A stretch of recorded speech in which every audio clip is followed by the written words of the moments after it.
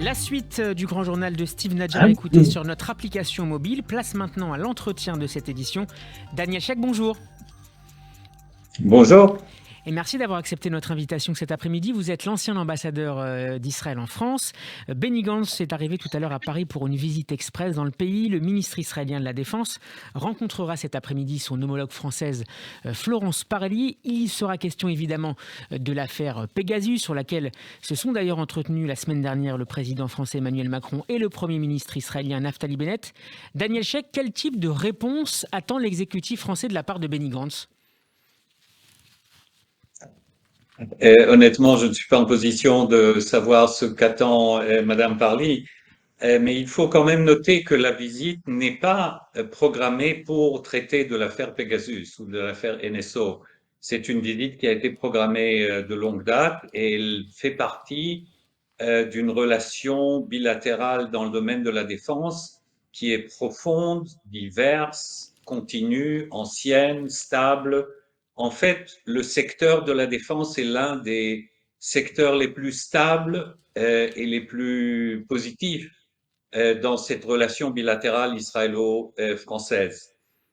Clairement, l'affaire Pegasus va s'ajouter à l'ordre du jour de cette rencontre et va probablement devenir un point qui va un point de tension, pas de grande crise, mais de tension que va devoir traiter Benny Gantz.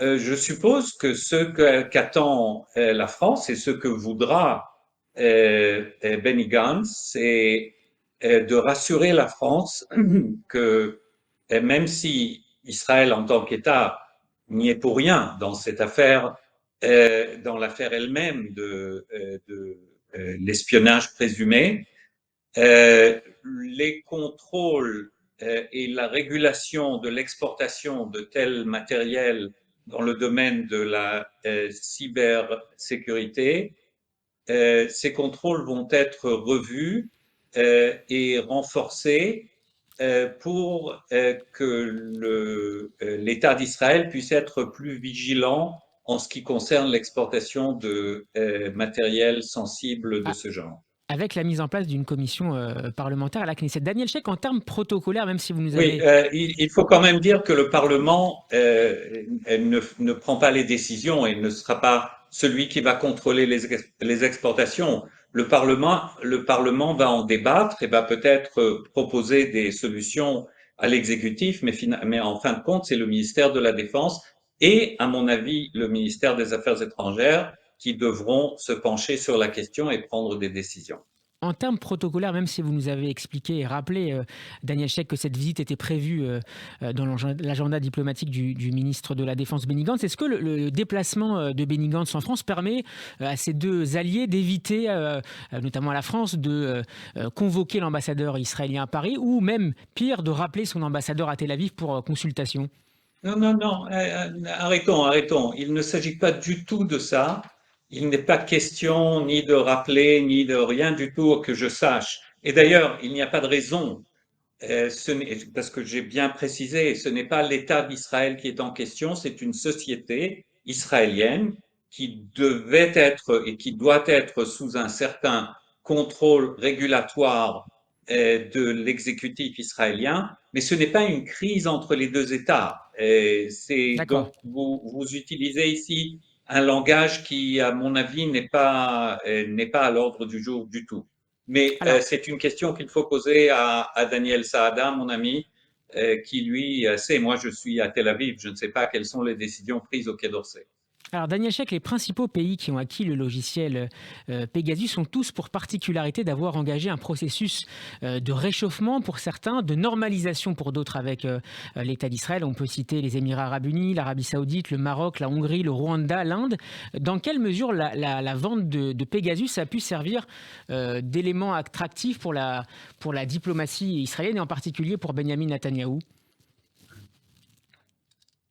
Il faut préciser que ni vous ni moi ne connaissons la liste complète des clients de NSO. Donc, je ne peux pas vous dire si en effet c'est un dénominateur commun. c'est un dénominateur commun entre au moins une grande partie des pays que vous avez cités, mais vu que, si je ne me trompe pas, il s'agit d'une bonne cinquantaine de pays qui ont acquis ce logiciel, c'est une conclusion qui va peut-être un peu loin. Cela dit, le matériel de défense a toujours été un des outils pour établir ou réchauffer ou approfondir les relations diplomatiques israéliennes. C'est une manière tout à fait légitime d'utiliser un savoir-faire technologique.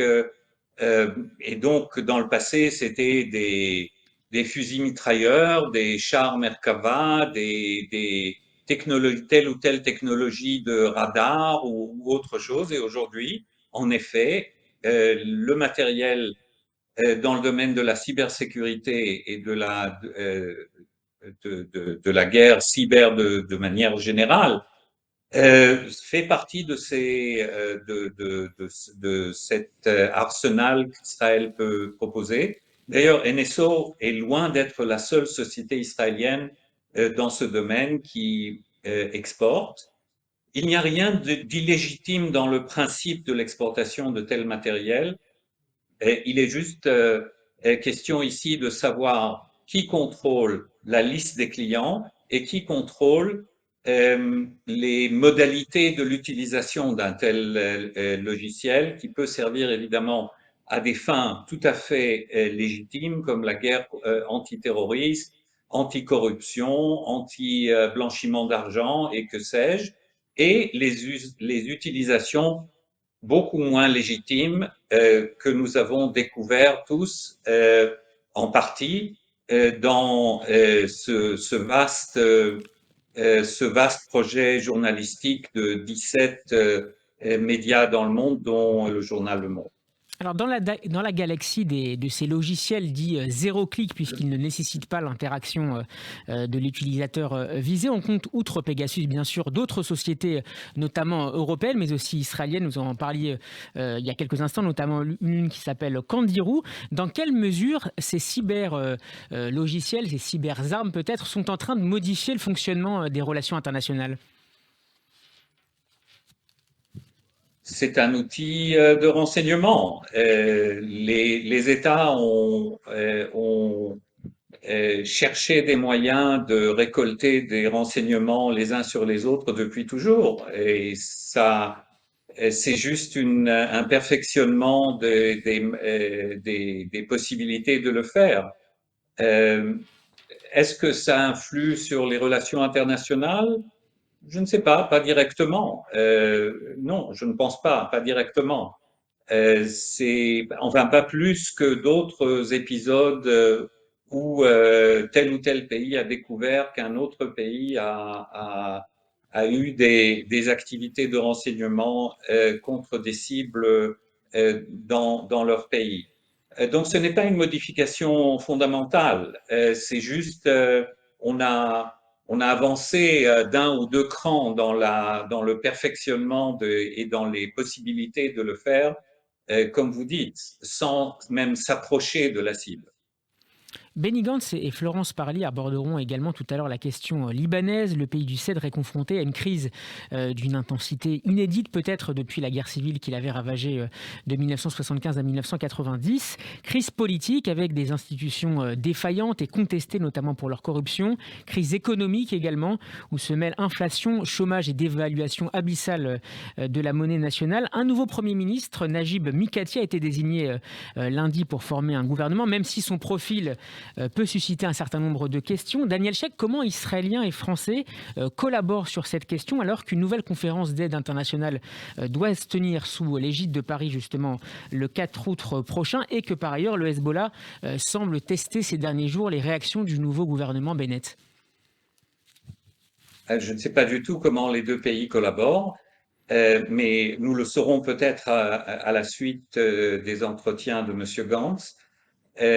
Mais il est clair que Israël arbore une inquiétude particulière concernant l'instabilité au Liban. Le monde entier, surtout des pays amis du Liban comme la France, s'inquiète.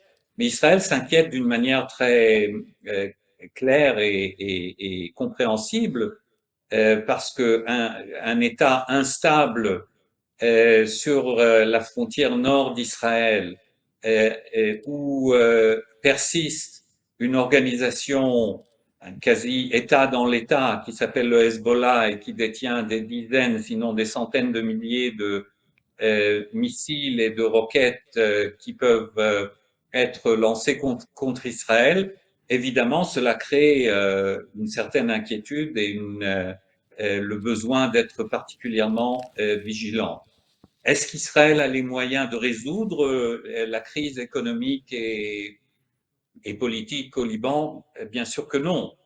Mais je suppose que Israël voudra faire passer le message à la France et via la France à d'autres partenaires qu'il est urgent de voler au secours du Liban pour essayer d'aider par des moyens économiques et autres à la stabilisation de l'État libanais pour que les structures étatiques légitimes de ce pays puissent résister à ce moment de crise grave.